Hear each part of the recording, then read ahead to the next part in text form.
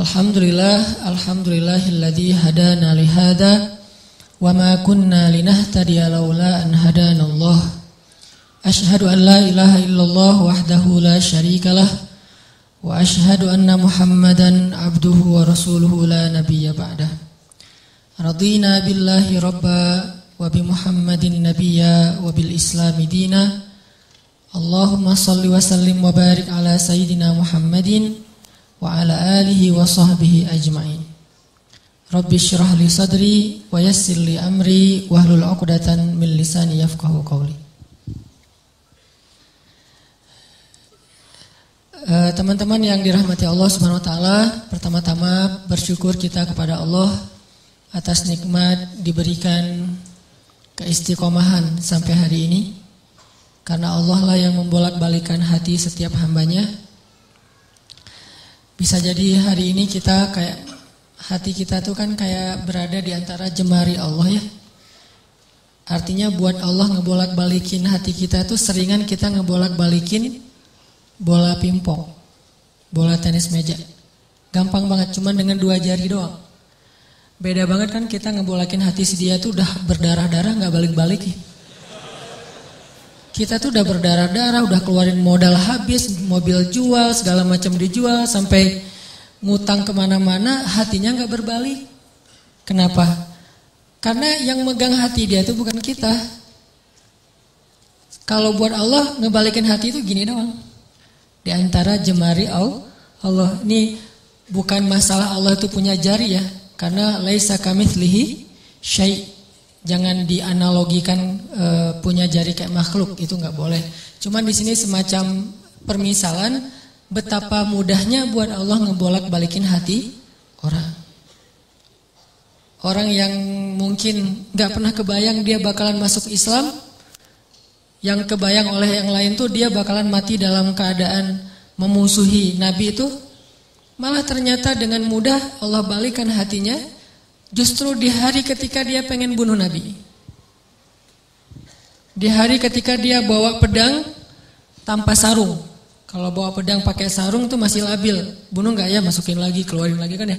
Ini nggak pakai sarung, artinya udah mantap banget nih pengen bunuh Nabi. Nggak akan dibawa pulang tuh pedang kecuali ujungnya udah berdarah. Di hari ketika dia pengen bunuh Nabi, di hari itu juga Allah tunjukkan keajaiban, Allah tunjukkan kebesarannya. Allah nggak mau bikin Umar masuk Islam pas lagi normal, itu nggak keren. Ceritanya tuh kurang klimaks. Ini pinter hebatnya Allah ya. Allah kan maha hakim, bijaksana banget. Bikin cerita tuh yang kalau ditonton, diceritain, dibahas tuh enak. Kalau terlalu garing, flat kan agak-agak gimana ya, bosan ya. Kayak ada film yang thriller gitu tentang pembunuhan, udah udah 2 jam kita nonton belum jelas ceritanya kan nggak enak nih. Gak ada klimaksnya. Nah ini dibikin klimaks, justru titik baliknya itu di posisi yang paling nadir, yang paling sulit. Posisi ketika dia mau bunuh Nabi malah dia dapat hidayah. Segampang apa? Segampang ngebolak balikin bola pingpong dengan 2 jari. Mungkin lebih ringan dari itu. Bukan mungkin, pastinya. Jadi alhamdulillah Allah masih menetapkan hati kita dalam keislaman, masih menetapkan hati kita untuk mencintai majelis-majelis surga. Bukan berarti di luar itu majelis neraka, bukan ya. Enggak, kita kan prinsip saya mah respect each other, no judgment, kan itu prinsip saya. Jadi saya kalau ngebahas kebaikan enggak ada maksud menyinggung ke yang lain bahwa itu buruk, enggak. Cuman mencintai majelis ilmu itu salah satu majelis yang luar biasa loh. Malaikat aja cinta, apalagi kita. Artinya malaikat itu nggak punya modus apa-apa kan mencintai majelis ini. Nggak gara-gara malaikat datang ke sini terus malaikat dicatat sama malaikat lain. Lu datang ya, gua catat nih. Nggak kan? Malaikat nggak saling mencatat lah. Malaikat kan mencatat manusia. Kalau malaikat saling mencatat kan ntar jadi ada transaksi gitu. Lu catat gua, ntar gua balas catat lu, saling mencatat gitu kan. Berapa? 10. Udah tambahin deh nolnya. Kan 0 doang jadi 100 misalnya. Nggak ada malaikat saling mencatat amal malaikat. Malaikat itu mencatat kita. Jadi nggak ada modusnya malaikat datang ke majelis ilmu itu kecuali karena memang majelis ini emang baik. Malaikat itu nge-like bukan karena pengen di follow back sama kita, nggak butuh malaikat follow back dari kita. Kita yang butuh follow back dari malaikat. Apa untungnya malaikat di follow back sama kita? Nggak nguntungin kan, biasa aja. Karena followersnya udah banyak. Jadi nambah 1-2 dari manusia tuh kayak nggak ngaruh gitu. Kalau kita penting banget di follow back sama malaikat. Kenapa? Karena malaikat kalau nge-follow back itu pasti komennya itu kebaikan. Allahumma firlahu warham. Itu komennya malaikat. Ya Allah, ampuni dia, rahmati dia, ampuni dia, rahmati dia. Jadi nguntungin kita. Malaikat yang nggak punya kepentingan apa-apa, nggak modus ngapa-ngapain, nggak ada keinginan apapun, cinta dengan majelis ilmu, apalagi kita yang memang bermodus. Dan modus kita kalau karena Allah insya Allah namanya ikhlas. Modus kita pengen diingat wajah dan nama kita sama malaikat-malaikat. Nanti mereka akan bersaksi di akhirat. Dia tuh ahli ilmu. Kedua, modus kita pengen dapat doa dari malaikat yang menaungi majelis ilmu. Ketiga, kita pengen dibangga-banggain sama Allah. Allah tuh ngebanggain kita di mana? Di Arasy sampai mention Jibril, @Jibril apa? Tuh gua cinta sama siapa misalnya di antara kita. Nama kita disebutin loh, di-mention, di tag beneran itu. Kecuali nama kita mungkin nama yang agak-agak susah dibaca ya, terlalu banyak bahasa-bahasa asingnya. Kalau namanya standar-standar aja, Asep misalnya ya, apa gitu. Itu insya Allah malaikat gampang nge-like-nya gitu. Makanya namanya jangan susah-susah. Sampai kakek aja nggak tahu pas nanya, ini cucunya siapa namanya? Nanya ke anaknya, nama anak kamu siapa gitu. Saking susahnya nama anak sekarang. Jadi Allah tuh ngebanggain kita tuh pakai nama kita. Nama yang ada di KTP, nama yang ada di SIM. Kecuali nama-nama terlarang ya. Tapi kalau namanya masih wajar, KTP, SIM itu sama dipakai di langit. Allah nge-mention kita, terus dikasih tahu kepada Jibril. Jibril ngasih tahu ke malaikat. Malaikat ngasih tahu ke seluruh makhluk, ngedoain kita. Kan bermodus tuh. Jadi kalau malaikat aja nggak ada modus cinta dengan majelis ini, kayaknya kita punya alasan yang lebih kuat untuk tetap cinta. Dan ini salah satunya bimbingan hati dari Allah. Alhamdulillah. Kita syukurin terus biar Allah tambahin lagi, istiqomahin lagi. Setiap minggu, setiap bulan, setiap tahun sampai akhir hayat kita. Teman-teman yang dirahmati Allah, malam ini kita bahas tentang life goals. Kalau dalam bahasa ulama itu disebut dengan himmah. Salah satunya disebut dengan himmah. Apa kepengennya kita? Apa yang bikin kita happy? Apa yang bikin kita ngerasa hidup itu meaningful, bermakna? Ini namanya himmah. Mungkin kalau bahasa sederhananya life goals. Ini adalah sepenggal kisah teman-teman tentang himmah, life goals. Bahwa di sini dikisahkan himmah atau keinginannya Ibu Maryam, istri Imran. Dan by the way, Imran ini adalah salah satu simbol keluarga paling keren yang Allah rekomendasikan di dalam Al-Quran. Selain keluarga Nabi Muhammad itu ada 2 keluarga lagi. Keluarga Ibrahim dan keluarga Imran. Jadi kalau kita pengen niru, pengen jadi rumah kita itu seperti apa sih? Seperti rumah Nabi Muhammad, Baitun Nubuwah, atau rumahnya Ibrahim, atau rumahnya Imran. Salah satu dari 3 itu. Kalau bisa 3-3-nya lebih keren. Dan Allah rekomendasiin itu di dalam Al-Quran. Allah telah innallaha astafa Adam wa Nuhan wa ala Ibrahim wa ala Imran alal alamin. Allah menjadikan mereka lebih daripada semua yang ada di dunia. 2 keluarga ini, keluarga Ibrahim dan keluarga Imran. Bahkan sebagian ulama sampai berdebat, Imran ini nabi atau bukan. Sebagian mengatakan Imran ini orang solih, dan sebagian lagi mengatakan Imran ini termasuk salah satu di antara nabi. Walaupun bukan Rasul. Karena sebagian ulama mengatakan Nabi itu ada 124.000, banyak. Dan salah satunya ada Imran. Terlepas dari perdebatan status Imran, yang jelas dia adalah hamba terpilih. Dan Allah menikahkan Imran dengan seorang perempuan yang sangat solehah. Perempuan yang gak sembarangan perempuan. Yang dari bibit yang luar biasa ini nanti muncullah keturunan-keturunan yang luar biasa, hebat, menyejarah. Sampai Al-Quran aja nyebut mereka, nyebut namanya, nyebut kisahnya, nyebut keutamaannya. Itu keren banget. Dan tadi saya bilang by the way-nya apa? Istri Imran itu adalah adik kakak dengan istri Zakaria. Jadi Imran sama Zakaria apaan? Ipar ya. Karena istri Imran itu adik kakak sama istri Zakaria. Jadi Imran, Zakaria ini orang-orang soleh semua. Yang tinggal di Palestina atau tinggal di dekat Masjid Al-Aqsa. Lama Imran gak punya anak, lama Zakaria juga gak punya anak. Dua-duanya gak punya anak nih. Imran gak punya anak sampai usia tua, Zakaria juga gak punya anak sampai usia tua. Sampai kemudian istri Imran bernazar. Dulu nazar itu masih sesuatu yang wajar. Di zaman Nabi Muhammad sampai kita sekarang, nazar itu boleh tapi agak kurang disukai. Tapi boleh-boleh aja. Nah dulu istri Imran bernazar, ini nazar tuh, saya bernazar, kalau saya hamil saya pengen punya anak laki-laki. Kalau dia jadi anak laki-laki akan saya jadikan dia sebagai marbot Masjid Al-Aqsa. Sebagai khadim atau marbot Masjidil Aqsa. Ini life goalsnya istri Imran. Pengen punya anak yang ngemakmurin rumah Allah. Pengen punya anak yang kerjanya ngapain? Jaga rumah Allah. Supaya Allah jaga dia nanti di akhirat. Dia kerjaannya tuh bersih-bersih masjid. Dan itu bukan kerjaan orang yang pengangguran loh ya. Walaupun istilah di kita itu marbot. Itu istilah yang mungkin jadi kemudian terkesan di masyarakat sesuatu yang gak keren, biasa aja. Padahal itu pekerjaan paling mulia loh. Kalau ada orang yang sebagai mungkin dia yang bertanggung jawab di sebuah bangunan, sejarah, perpustakaan, museum, kayak gitu-gitu. Ada yang lebih keren, ngejaga rumah Allah Subhanahu Wa Taala. Ngejaga di sini bukan berarti Allah nggak bisa ngejaga.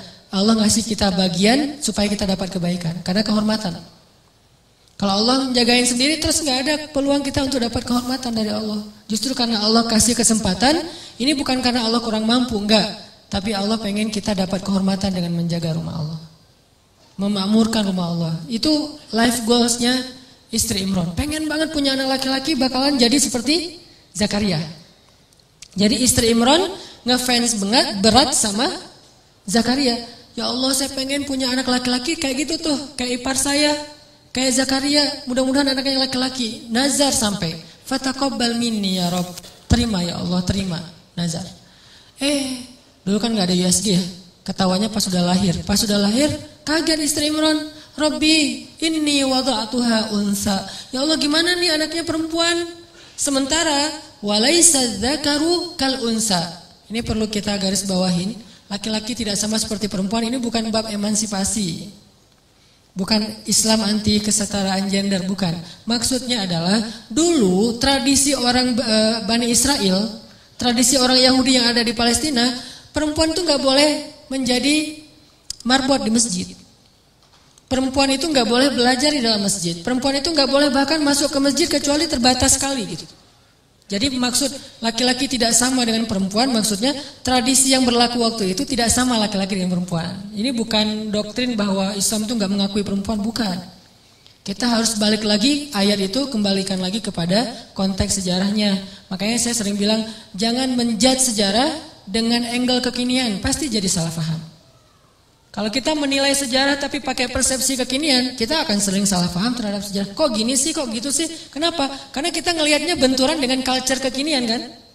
Makanya kalau pengen ngerti sejarah, pakailah angle sejarah. Jadi yang dilihat bukan cuma adegannya, sampai persepsi sejarah, emosional sejarah, lengkap gitu. Jadi sejarah itu sampai baper. Jangan cuman adegan tapi persepsinya kekinian, gak nyambung. Nah pada masa itu, laki-laki dan perempuan itu dibedain tentang masjid. Laki-laki boleh masuk ke masjid bebas, boleh berkhidmat di masjid, boleh belajar di masjid, boleh jadi ulama di masjid. Perempuan gak boleh, beda dengan di Islam kan. Kalau di Islam justru sebaliknya, sama laki-laki dengan perempuan dalam masjid, cuman beda fikih. Kalau perempuan lagi haid nanti ada batasannya. Tapi kalau perannya di dalam masjid boleh banget. Buktinya apa? Aisyah itu ngajarin hadis di dalam masjid loh, dan muridnya laki-laki. Muridnya Aisyah itu juga banyak laki-laki. Walaupun berdua ngajarnya tuh Abu Hurairah sama Aisyah. Tapi banyak hadis-hadis yang Aisyah tahu, Abu Hurairah nggak tahu. Atau hadis-hadis yang Abu Hurairah tahu, Aisyah nggak tahu. Sehingga mereka kayak saling mention gitu, saling broadcast. Aisyah broadcastin dong hadis-hadis yang gua nggak tahu, di broadcast sama Aisyah. Nanti Aisyah juga minta dari Abu Hurairah, saling transfer hadis. Bukan untuk mentahzir ya. Mereka mentransfer hadis bukan untuk nyalah-nyalahin, salah lo, enggak. Mentransfer hadis itu untuk saling sharing kebaikan. Motivasi sifatnya. Oh ada hadis gitu ya, iya gitu. Jadi dalam Islam, Abu Hurairah, Aisyah ngajar di masjid, nanti ada tokoh-tokoh perempuan yang luar biasa banyaknya. Termasuk yang paling legend itu kan Khadijah ya. Yang paling berpengaruh dalam dakwah Nabi kan Khadijah. Dan Khadijah itu gak tinggal diam di rumah nungguin Nabi Muhammad mana ya udah jam segini belum pulang, di telepon gak diangkat aja kayaknya habis baterai deh. Gitu-gitu enggak. Khadijah itu gak pasif di rumah loh ya, gak bantu dakwah Nabi, dia aktif. Cuman tetap ada kayak etikanya, ada moralnya. Di masa itu justru Allah pengen mengubah tradisi orang Bani Israel yang menganggap perempuan itu kelas kedua di antara masyarakat. Makanya Allah nyindir, ini sebetulnya bahasa sindiran. Walaysa dzakaru kal unsa. Menurut orang Bani Israel, perempuan itu enggak sama dengan laki-laki. Tapi di ayat berikutnya apa? Fataqabbalaha rabbuha biqabulin hasan. Tapi Allah sendiri nerima perempuan itu dengan penerimaan yang baik. Jadi Allah tuh pengen mengubah tradisi sebetulnya, biar kita enggak salah paham terhadap ayat ini. Tuh ayatnya tuh nggak sama laki-laki perempuan. Yang nggak sama itu bukan dalam persepsi ayat, bukan dalam persepsi Allah, dalam persepsi masyarakat. Dan Allah mengubahnya dengan kalimat fataqabbalaha rabbuha biqabulin hasanin. Justru Allah nerima perempuan itu dengan penerimaan yang sangat istimewa. Disediakan khusus mihrab buat dia, diberikan keutamaan buat dia, sampai turun makanan aja dari langit. Coba kurang apa perlakuan Allah? Treatment Allah ke Maryam tuh lebih istimewa daripada cowok-cowok yang udah lama di situ. Banyak tuh cowok-cowok, ada yang jomblo, ada yang udah nikah, itikaf di masjid, terutama yang jomblo ya, masih punya banyak waktu lah buat itikaf kan. Kalau udah nikah, kalau keseringan itikaf zalim juga sama istri ya kan ya. Kalau udah nikah mah dijadwalin seminggu sekali. Tapi kalau masih sendiri, itikaf aja setiap hari nggak masalah, apalagi kos-kosan nggak sempat bayar, udah masjid aja. Jadi udah lama di masjid kayak gitu, tetap aja Allah nggak ngasih hidangan dari langit. Sedangkan cewek Allah kasih hidangan dari langit. Di sini menunjukkan bahwa Islam itu menghargai perempuan banget loh. Bisa dibilang jarang banget ada orang yang dapat hidangan celeng datang dari langit. Itu udah buah yang segar, yang udah kualitasnya luar biasa. Di depan Maryam, Zakaria aja sampai terheran-heran. Padahal Zakaria itu jelas-jelas sepakat ulama dia itu nabi. Zakaria aja terheran-heran dengan perlakuan treatment langit kepada Maryam, sedangkan Bani Israel melecehkan Maryam. Jadi maksud walaysa dzakaru kal unsa, tidak sama laki-laki dengan perempuan di sini adalah Allah lagi nyindir tradisi Bani Israel. Itu maksudnya. Bukan dalam Islam itu laki-laki dan perempuan itu dibeda-bedain, bukan. Udah gitu, ya udah deh kalau gitu udah terlanjur lahirin anak cewek, masa mau digimanain lagi gitu, masa dioperasi segala macam, enggak, susah. Akhirnya ibu Maryam menamakan anaknya Inni Sammaituha Maryam. Apa arti Maryam secara bahasa? Khadimah. Maryam itu secara bahasa artinya marbot, cewek. Jadi arti Maryam itu khadimah, yang berkhidmat. Itu bahasa dulunya adalah Maryam, kemudian jadi bahasa Arab. Inni sammaituha Maryam. Saya pengen ngasih dia nama marbot perempuan, bahasa singkatannya Maryam. Mudah-mudahan engkau menerima dia ya Allah. Akhirnya dikaderlah Maryam dari kecil. Bayangin teman-teman, Maryam usia 3 tahun udah nanya-nanya ke ibunya, "Ma, kapan aku ke Al-Aqsa? Kapan aku beribadah di sana? Kapan aku disantrinin? Kapan aku dimasukin ke pesantren?" Itu 3 tahun dan minta-minta kayak gitu. Malah ibunya yang enggak tega, "Ma, aku kangen dengan Al-Aqsa." Karena belum waktunya, karena ada waktunya nanti dia boleh ke Al-Aqsa. Maryam setiap hari naik ke atas bukit, menghadap ke arah Al-Aqsa dan berbicara dengan Allah. Ya Allah, aku kangen dengan Al-Aqsa. Ya Allah, aku pengen ke sana. Ya Allah, ini daya tariknya Al-Aqsa. Jadi salah satu ciri orang beriman mencintai Al-Aqsa. Itu salah satu di antara bagian dari keimanan, mencintai Al-Aqsa. Bukan karena konfliknya, bukan karena sentimen terhadap Israelnya, bukan. Karena emang kayak gitu turun-temurun dari zaman dulu. Ini tradisi spiritual namanya. Dari zaman Nabi Sulaiman udah kayak gitu, zaman sebelumnya juga kayak gitu, zaman Musa juga kayak gitu. Tradisi spiritual yang diturun-temurunkan. Dan Maryam kecil, anak usia 3 tahun, udah cinta banget dengan Al-Aqsa, pengen ke sana. Mah kapan? Kenapa bisa punya anak kayak gini? Life goals ibunya, himmah ibunya. Jadi kalau salah satu rahasia dari life goals itu kalau benar-benar kuat jadi himmah, nanti kita belajar apa bedanya himmah dengan sekedar basa-basi. Kalau benar-benar jadi himmah teman-teman, itu akan jadi kenyataan loh. Gimana kita jadiin life goal kita jadi kenyataan, life goal kita jadi keajaiban. Walaupun rintangan ada aja kayak istri Imran. Kok lahirnya anak perempuan? Justru Allah pengen ngasih banyak hikmah, banyak luar biasa pelajarannya lewat skenario kayak gitu. Nah ini pembahasan yang luar biasa penting buat kita. Dan ini termasuk bagian dari yang paling sering kita alami dalam kehidupan sehari-hari. Kita pengen ini, kita pengen itu. Gimana kepengennya kita itu direstui sama Allah, terus jadi kenyataan. Salah satu keinginan besar Ibunda Maryam adalah punya anak yang kelak jadi seperti Zakaria, berkhidmat untuk Masjidil Aqsa. Lalu beliau bernazar, kemudian hamil. Yang tadinya nggak hamil-hamil, tapi gara-gara punya nazar gini, Allah beri dia rezeki hamil. Cuman sedikit berbeda dengan harapan beliau, bahwa yang diharapkan lahir anak laki-laki. Soalnya bukan nggak mau anak perempuan, bukan, karena tradisinya nggak boleh anak perempuan berkhidmat di Masjidil Aqsa. Jadi masih pakai mindset tradisi Bani Israel. Tapi Allah pengen mematahkan mindset itu, pengen mengganti tradisi itu. Dengan cara sengaja Allah setting lahirnya anak perempuan. Dan anak perempuannya juga bukan anak perempuan biasa. Menurut saya itu perempuan nomor 1 di dunia yang paling istimewa. Ada 4, Asia, Maryam, Khadijah, Fatimah. Nah 4-4-nya nih sempurna. Tapi kalau buat saya tuh cerita-cerita Maryam tuh luar biasa. Walaupun kita tidak mengecilkan sama sekali Khadijah dan Fatimah, dan itu luar biasa juga. Cuman kalau Maryam sampai nama surat Al-Quran jadi nama dia gitu kan ya. Kisahnya ada di surat Ali Imran, bapaknya juga jadi nama surat, saking istimewanya.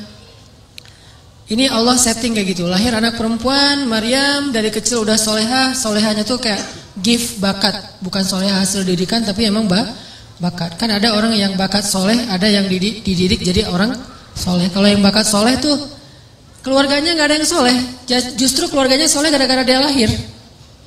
Jadi setelah dia lahir berubahlah keluarganya, ada yang kayak gitu kan, gift dari Allah ya. Mungkin doa-doa dari kakek buyut entah kesekian. Nah pas Maryam cukup umur, usia masih anak-anak juga tapi udah cukup umur, bukan lagi dalam asuhan, maka Maryam dibawa ke Masjidil Aqsa.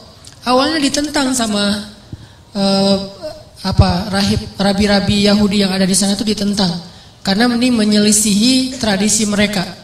Gimana wahai Zakaria kamu masukin anak perempuan? Ini aib buat kita, ini nggak boleh dan seterusnya.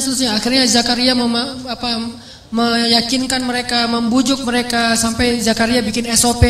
Udah tenang aja, dia nggak akan ganggu kalian. Dia akan kita berikan mihrab sendiri. Dia nanti ada jadwal sendiri. Dia tidak akan ikut dengar taklim. Jadi ada taklim di masjid, cewek gak boleh ikut. Kalau kita kan menyediakan cewek justru di atas kita ya, Masya Allah ya. Saking mulianya cewek itu di atas, kita di bawah. Cuman ya gak boleh lihat ke belakang ya.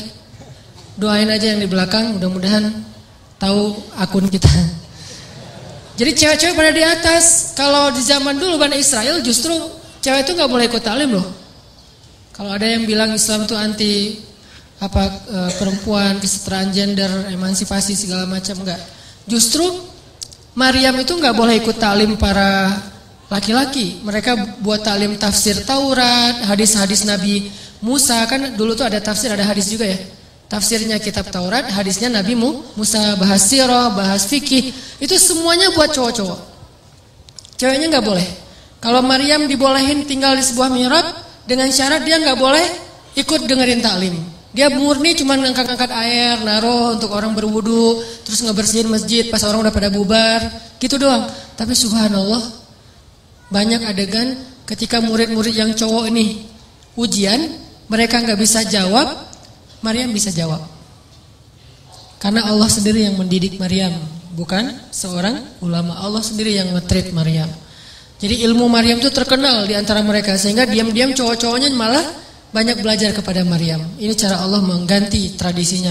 Fataqabbalaha rabbuha biqabulin hasanin wa ambataha nabatan hasanan wa kaffalaha Zakaria. Diberikan tanggung jawab itu kepada Zakaria. Sampai suatu saat, ini Zakaria belum punya anak juga nih. Pengen banget punya anak, dan itu life goals-nya Zakaria, pengen punya anak. Tapi belum kuat. Arti belum kuat, belum utuh. Udah kuat tapi belum utuh.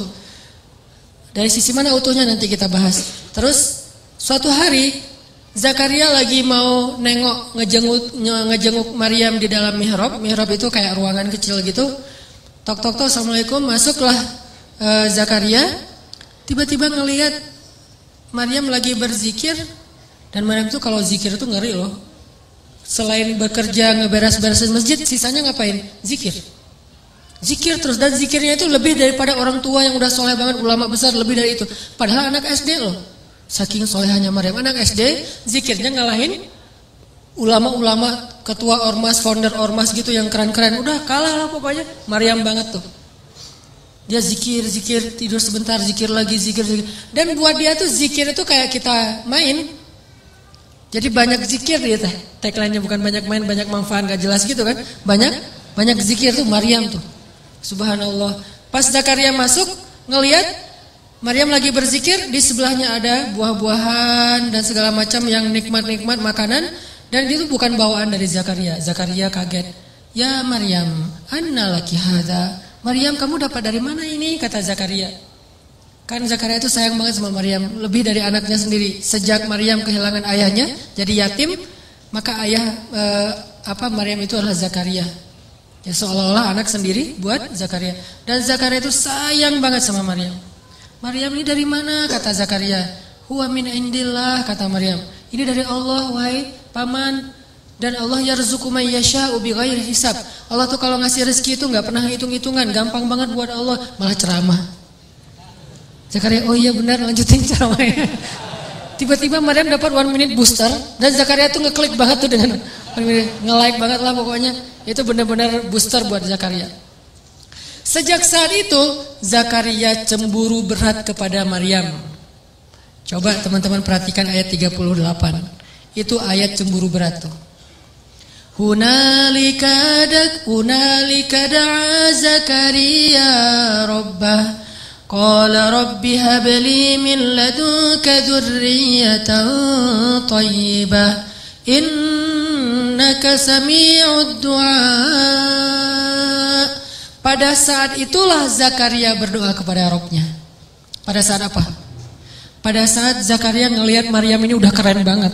Ada adegan sampai dikasih makan dari langit. Zakaria udah gak tahan lagi, pengen banget punya anak kayak gini nih. Hunalik, pada saat itu di sana. Jadi kalau hunaka itu cuman di sana doang. Kalau hunalika di sana, dan pada saat itu ketika Zakaria terkagum-kagum tuh udah luar biasa kepada Maryam. Hunalika da'a Zakaria rabbah. Saat itulah, di sanalah Zakaria langsung berdoa kepada Rabbnya. Rabbi habli min ladunka dzurriyyatan thayyibah. Ya Allah, beri saya keturunan kayak gitu ya Allah. Coba. Kayak gitu. Saya pengen kayak gitu ya Allah, yang soleh seperti itu. Minta tetap anak laki-laki tapi solehnya kayak Maryam. Jadi minta anak laki-laki tapi teladannya anak perempuan. Coba. Ini bukan hal besar soal laki-laki dan perempuan dalam Islam. Kadang teladannya laki-laki, kadang teladannya perempuan, dan itu hal yang bukan not big deal lah pokoknya. Ya Allah, beri saya anak laki-laki tapi sesoleh Maryam. Saya pengen banget kayak gitu tuh. Ini soleh luar biasa. Fataqabbal innaka sami'ud du'a. Akhirnya turunlah Jibril kepada Zakaria saat itu di ayat 39. Fanadathul malaikatu wa huwa qa'imun yusalli fil mihrab anna Allah yubashshiruka bi Yahya musaddiqan bi kalimatin min Allah wa sayyidan wa hasuran wa nabiyyan minas salihin. Salah satu di antara kelebihan Yahya yang disebutin di ayat 39 apa? Wa hasuran. Hasur. Apa itu hasur? Hasur itu sifat cowok yang kalau di cewek itu namanya Azra. Kan julukan Maryam itu Maryam al-Azra. Apa arti Maryam al-Azra? Saint Mary. Itu bahasa Inggris yang diambil dari bahasa Arab. Saint itu artinya suci. Jadi Azra itu suci. Suci dalam arti apa? Gak pernah disentuh oleh siapa-siapa. Walam yamsasni basyaru walam aku baghiya. Saya itu nggak pernah disentuh laki-laki dan bukan perempuan yang murahan. Jadi Maryam itu saking terjaganya, dia nggak kenal laki-laki kecuali 3 orang yang kenal dekat. 1, bapaknya Imran. 2, pamannya Zakaria. 3, anaknya Isa. Jadi kalau kita periksa di list kontak handphonenya Maryam, cowok itu cuma ada 3 loh. Sisanya semuanya cewek. Kalau kita kan 50-50 sih. Bahaya banget. Atau lebih parah lagi, cewek tapi namanya cowok. Ini modus. Kalau Maryam, list kontaknya tuh cuma 3 doang yang cowok. Yang sisanya cewek semua, saking terpeliharanya Maryam. Nah kalau perempuan namanya Azra, kalau laki-laki namanya Hasur. Arti Hasur itu laki-laki yang sangat terpelihara, terjaga banget. Nggak pernah bisa digodain. Kalau Yusuf hampir kegoda, kalau Yahya nggak bakalan sama sekali. Benar-benar terjaga. Sampai ada cewek yang jatuh cinta sama Yahya gitu kan. Setiap hari nge-like postingan Yahya, first like, komen kayak gitu. Yahya biasa-biasa aja, nggak di follow back sama Yahya. Lama-lama dia putus asa, vulgar gitu, nge-DM, follow back dong Yahya, nggak di follow back. Akhirnya dia teriak-teriak, ya, minta tanda tangan apa segala macam, minta apa kupluknya Yahya, minta topinya Yahya. Wah Yahya mah nggak diwaro sama Yahya, biasa-biasa aja. Lama-lama nih cewek patah hati. Karena dia patah hati, akhirnya dia nekat. Nekatnya apa? Dia minta hadiah ulang tahun ke bapaknya, kepala Yahya. Ini bahayanya cewek di zaman dulu ya. Untung kita nggak hidup zaman itu. Kepedean. Siapa juga yang mau gitu. Itu ulang tahunnya si cewek, hadiahnya kepala Yahya dan diaminkan, dikabulin sama bapaknya penguasa gitu. Yahya lagi sujud, digorok kepala Nabi Yahya sama Bani Israel, diambil dan dihadiahkan ke raja. Nabi Yahya itu termasuk syuhada, salah satu nabi yang syahid. Sama kayak bapaknya juga syahid. Intinya mah Allah kasih persis kepada Zakaria anak kayak Maryam, cuman beda dia laki-laki, yang itu perempuan. Tapi sama, yang satu Azra, yang satu lagi Hasur. Wahasuran itu asal usul dari istilah Hasur kalau kita baca tafsir. Ini artinya teman-teman apa? Life goalsnya istri Imran Allah wujudkan dengan cara keajaiban. Dari Maryam lahirlah Isa. Jadi akhirnya istri Imran bukan cuma punya anak satu, jadi punya 2 keturunan yang istimewa. 1 anaknya, kedua cucunya, dan dua-duanya keren banget. Isa. Dan Isa ini satu-satunya nabi yang ketika lahir tidak disentuh oleh, satu-satunya bayi yang ketika lahir tidak disentuh oleh jin. Yang lain disentuh, toel dikit Tapi kalau Isa nggak berani toel. Dan 1 dari 3 bayi yang bisa ngomong waktu kecil. Dan ngomongnya itu bukan mama, bukan ceramah. Bayi umur masih dalam gendongan ibunya nih, masih berapa bulan gitu, nggak sampai berapa bulan lah, baru lahir banget, itu bisa ceramah. Yang tadi saya baca pas rakaat kedua, qala, berkatalah bayi Isa, Inni abdullah ataniyal kitab wa ja'alani nabiyya wa ja'alani mubarakan aynama kuntu wa awsani bis salati waz zakah ma dumtu hayya wa barran bi walidati wa lam yaj'alni jabbaran shaqiyya wassalamu alayya yawma wulidtu wa yawma amut wa yawma ub'atsu hayya. Panjang gitu bayinya bisa ngomong. Masya Allah, luar biasa. Keturunan Imran. Himmah, life goalsnya siapa? Neneknya. Sampai bisa ngomong sepanjang itu, orang-orang Bani Israel pada kaget. Karena waktu itu Bani Israel kan mencegat Maryam di depan gerbang kota, gak boleh masuk karena dianggap aib. Seorang perempuan punya anak tapi gak punya suami, di luar nikah gitu. Padahal bukan di luar nikah, tanpa nikah kan. Gak punya suami emang. Dan gak punya pasangan, gak disentuh sama sekali oleh laki-laki, saking terpeliharanya Maryam. Mereka cegat, ya Maryam, laqad ji'ti syai'an fariya. Hei Maryam, kamu bawa masalah, kamu bawa aib, kamu bawa kayak kesialan kepada kota kami, gak boleh masuk. Ya ukhta Harun, wahai Maryam, wahai saudara Harun, ma kana abuki imra'a sau. Kenapa kamu hina sekali sementara ayahmu orang mulia? Wa ma kanat ummuki baghiyya. Kenapa kamu perempuan enggak terjaga sementara ibumu sangat terjaga? Dicela Maryam habis-habisan. Kata Allah pada Maryam, kalau kamu dicela, diam aja. Gak usah komen, gak usah balas, gak usah curhat-curhat di medsos. Diam aja. Ini nasihat Allah kepada Maryam nih. Jangan curhat di medsos. Fa imma tarayinna minal bashari ahadan faquli inni nadartu lirrahmani sawma falan ukallimal yawma insiya. Maryam, nanti kalau kamu di haters, jadi kan banyak haters di Islam kan suka haters orang soleh gitu kan. Mereka nge-follow tuh bukan pengen dapat inspirasi, cuma haters doang. Ngintip dia lagi posting apa, diserang, posting apa diserang gitu. Akhirnya kata Allah kalau kamu diserang, komennya nggak enakan, terus kalau kamu dihaterin sama mereka, udah diem, nggak usah dibalas, nggak usah diapa-apain, nggak usah diblok, nggak usah dihapus tuh komen. Pengalaman. Terus diapain? Diam aja. Terus kalau diam gimana? Tenang, biar aku yang belain kamu. Jadi ketika seorang meminta bela dari makhluk, Allah nggak akan ngebelain dia. Ketika kita diam dan minta bela kepada Allah, Allah akan belain kita. Kan terjadi di zaman Nabi itu ada 2 orang bertengkar nih. Yang satu ngomel, oh teriak-teriak marah-marah. Yang satu lagi diam aja, dia sabar. Nabi dari jauh memperhatikan sambil tersenyum. Terus lama Nabi perhatiin, Nabi tadi lagi lewat nih, nggak sengaja ngelihat ada 2 orang bertengkar, yang satu diam, yang satu ngomel. Nabi memperhatikan yang diam sambil senyum lama dia ngomel, akhirnya yang diam tadi nggak sabaran, nggak kuat lagi, dibalas.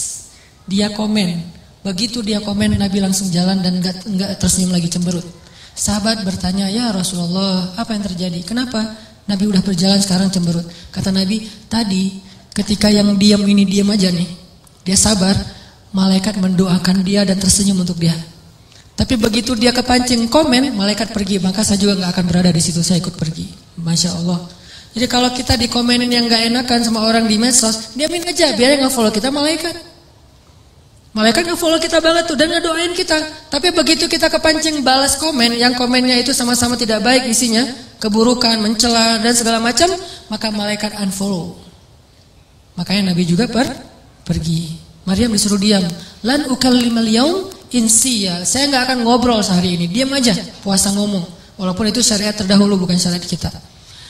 Terus orang-orang menghujat Maryam, habisin semuanya, dihabisin ke Maryam. Akhirnya Maryam itu berat banget pundaknya, diam.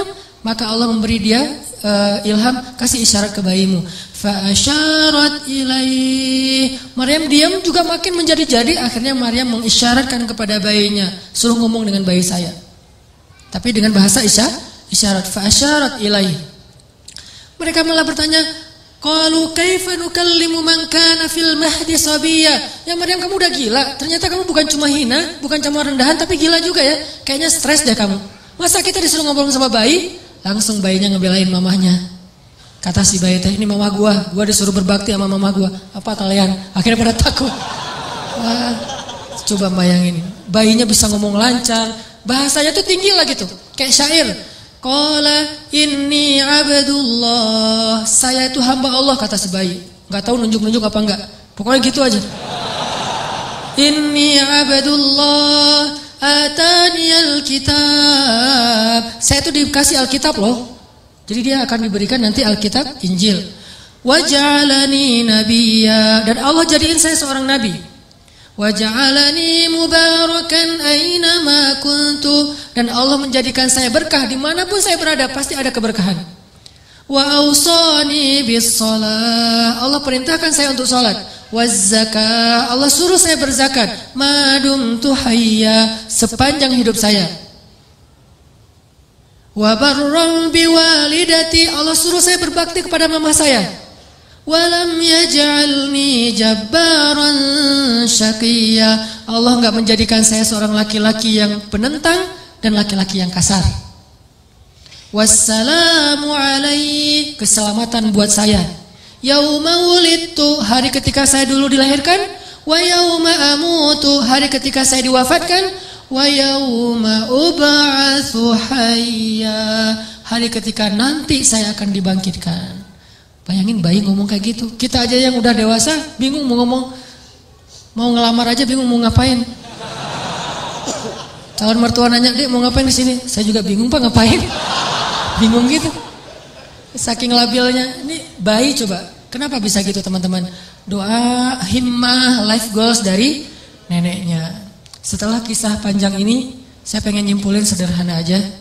Gimana caranya kita kalau punya keinginan, punya himmah, punya goals dalam hidup kita, gak serumit istri Imron, hal sepele aja. Allah kabulkan, Allah restui, Allah wujudkan, bahkan dengan keajaiban dan surprise kejutan-kejutan. Caranya 3. 1, intasdukillah yasdukka. Kalau kita jujur kepada Allah, Allah pasti akan tolong. Apa maksudnya jujur pada Allah? Kita kalau ada kepengen sesuatu, libatin Allah dong dalam kepengen kita, dalam niat kita tuh. Maksud libatin Allah harus ada karena Allahnya.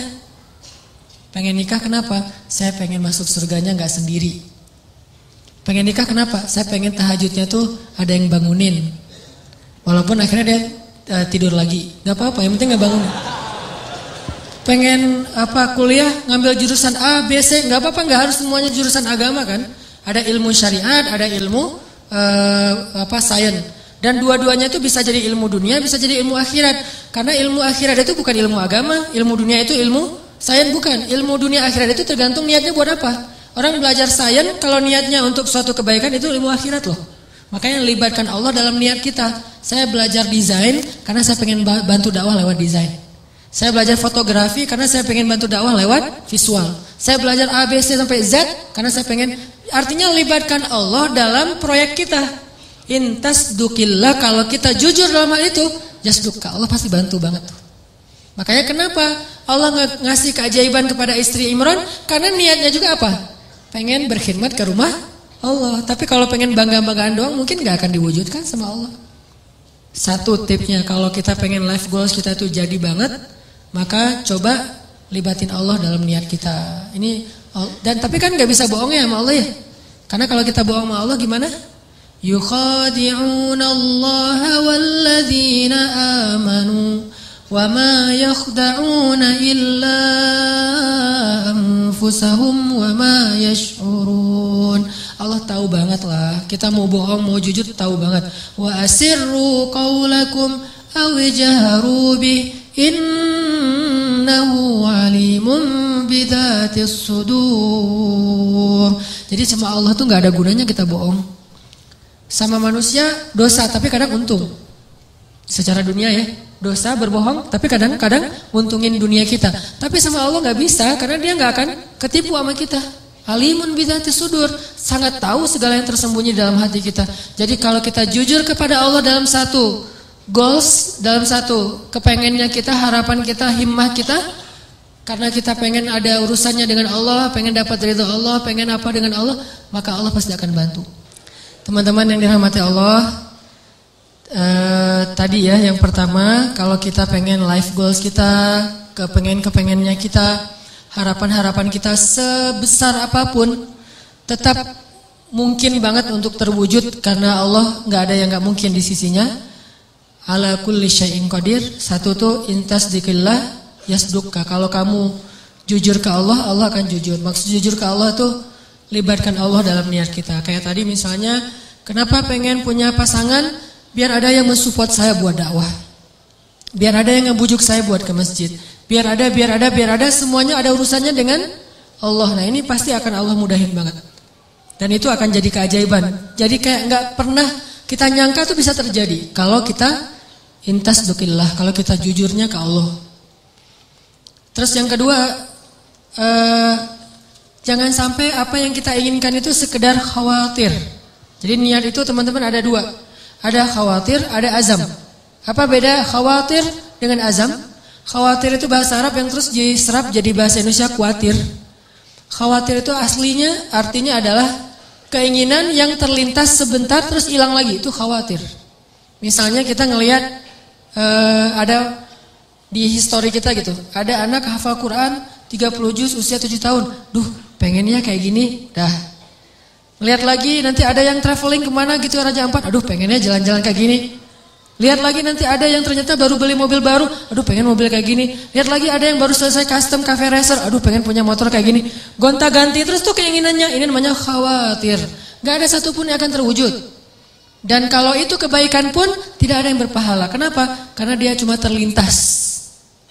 Kalau azam, keinginan yang kuat, nggak terwujud, belum terwujud aja, itu udah berpahala. Jadi kayak kita pengennya bisa menghafal Quran, terus berhari-hari, berminggu-minggu dan diwujudkan dalam usaha-usaha yang semaksimal mungkin. Walaupun kita belum khatam 30 juz, kita udah dapat pahala seperti khatam 30 juz loh. Makanya kan keajaiban niat itu adalah niat aja ibadah kan. Kalau kita niat memperbanyak ta'adudin niyah, memperbanyak niat-niat yang baik, niat doang itu udah ibadah. Tapi syaratnya niat yang masuk dalam kategori azam, bukan dalam kategori khawatir. Benar-benar pengen gitu. Aduh pengen banget bisa umroh, ketika ngelihat ada teman kita yang posting lagi di Masjidil Haram, di Masjid Nabawi. Aduh pengen banget setiap hari ngelihat kayak gambar tentang Mekah, Madinah, terus ngelihat orang-orang yang travel, terus kemudian daftar dan berangkat nganterin orang yang selamatan pengen umroh. Karena kita pengen, dan kepengen kayak gini nih kalau kuat di hati kita namanya azam. Belum terwujud aja udah seperti melakukannya. Dan insya Allah akan Allah wujudkan. Karena itu janji Allah, khawatir. Dan yang ketiga apa teman-teman? Yang ketiga itu saya lupa istilah Arabnya, dulu saya sering membahas cemburu. Cemburu kepada apa? Cemburu kepada orang yang kita jadikan kayak inspirasinya. Contoh Zakaria. Kenapa Zakaria bisa punya Yahya yang luar biasa? Karena cemburu kepada Maryam. Kenapa Imran dan istrinya bisa punya anak dan cucu yang luar biasa? Karena cemburu kepada Zakaria. Gitu. Jadi kita kalau pengen ada satu keinginan-keinginan yang pengen diwujudkan, karena cemburu berat dalam kebaikan ya. Dalam kebaikan, misalnya ngelihat teman kita bisa sedekah, bangun ini, bangun itu, segala macam, bantu anak yatim. Terus kita jadi cemburu. Ya Allah pengen banget bisa sukses secara bisnis, finansial. Karena tuh saya pengen kayak gitu tuh, sedekah. Oh, maka kalau kita jujur cemburunya, jujur ke Allahnya, Allah wujudkan. Harus ada seseorang, sosok, tokoh yang kita cemburuin berat, maka Allah akan wujudkan, kita nggak jauh dari itu. Sama kayak dulu ibu saya tuh, kan saya pernah cerita pas lagi ngandung saya, berapa bulan dalam kandungan, di Aceh itu ada musabaqah tingkat nasional ke-17 kalau nggak salah, ke-8 kalau nggak salah, di Aceh, di Banda Aceh. Ibu saya ngadirin acara penutupan musabaqah, dan qadarullahnya ada satu anak Aceh, Qori, tingkat anak-anak itu juara 1 pas pengumuman. Namanya kalau nggak salah Muhammad Yanis Yahya. Terus karena dia juara, dia disuruh ngaji penutupan gitu kan, perform lagi di penutupan. Pas dengerin dia ngaji tuh ibu saya kayak kena banget gitu, tersentuh banget. Lalu dia ngusap-ngusap perutnya sambil mengatakan, ya Allah, mudah-mudahan bayi dalam kandungan saya tuh kayak gitu. Itu kata ibu saya. Mudah-mudahan bayi dalam kandungan saya ini kayak gitu.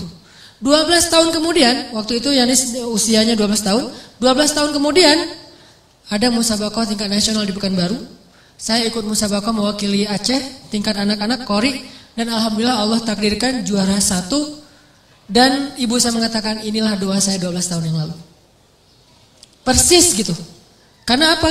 Karena ada rasa cemburu dalam kebaikan. Nah, siapa yang sekarang kita cemburui? Boleh teman pas reunian dia datang berdua, cemburu berat kan ya? Apalagi ada cerita dulu tuh, mantan ternyata gitu. Wah, pengen banget gini ya Allah, gimana nih caranya? Memang gak ada yang lain yang kayak gini. Berat, cemburu yang luar biasa. Bukan cemburu karena happy-nya, seru-seruannya, tapi karena mungkin mereka berdua tuh sekarang kelihatan rukun, soleh-soleha, diberikan anak yang soleh-soleh yang luar biasa. Cemburu yang melibatkan Allah, maka Allah akan wujudkan itu. Seperti cemburunya istri Imran kepada Zakaria, dan cemburunya Zakaria kepada Maryam. 3 ini. Jujur sama Allah, libatin Allah. Terus yang kedua, apa tadi teh?